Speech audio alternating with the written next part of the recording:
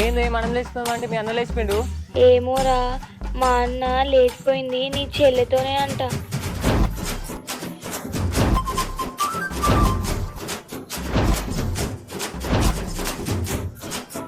మామ మంచి పని అయింది మామ.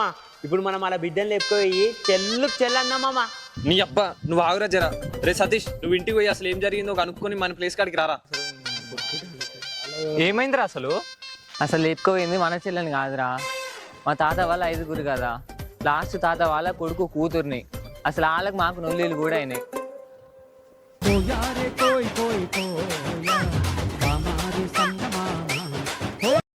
రే, కర్రదాన్న మా చెల్లెన్నావు కానీ ఆమె కూడా మీ చెల్లెనే గారా? మనకేం కాదు, వాళ్ళకి మాకు నొల్లీలు ఉన్నాయని ఊరంతా తెలుసు. పోయి మీ అన్న ఇప్పుడే లేచిపోవాలనే. ఉత్తప్పుడే మీ అయ్యో ఘోరం. ఇప్పుడు భయం అవుతుంది. గదేరా, అయినా లేచిపోదాం. మా అన్న వల్ల ఇంకా దబ్బున పెళ్లి చేస్తాడు. అవును. సరే కానీ ఈ నెంబర్ ఎక్కడిదే? ఇదా మా అయ్యది. నా ఫోన్ గుంజుకున్నారు. నీ కర్రదాన మీ అయ్య నా నెంబర్ చూసిందంటే కథమే. ఇక ఫోన్ కట్ చేసి నెంబర్ డిలీట్ చేయి.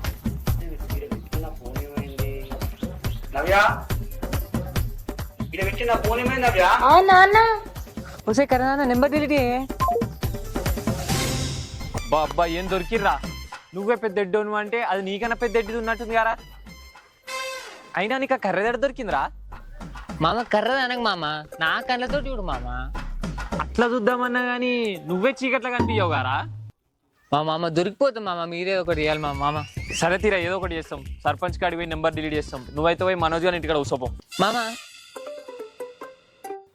ఎట్లయినా సర్పంచ్ ఫోన్ తీసుకుంటారు కదా మామ. అలా మా పిల్ల ఫోటోలు ఉంటాయి. నా నెంబర్ పంపించి నా నెంబర్ డిలీట్ చేయ మామ. మా పిల్ల ఫోటో వాల్ పేపర్ పెట్టుకోమంటే ఒక్క ఫోటో లేదు మామ. నువ్వు అది కలిసి ఖచ్చితంగా మా ఫోటోలకు దండేపిస్తారా. ఏదో మామ మీ దయ. రే ఈ దొర ఎట్లుండో ఏమో.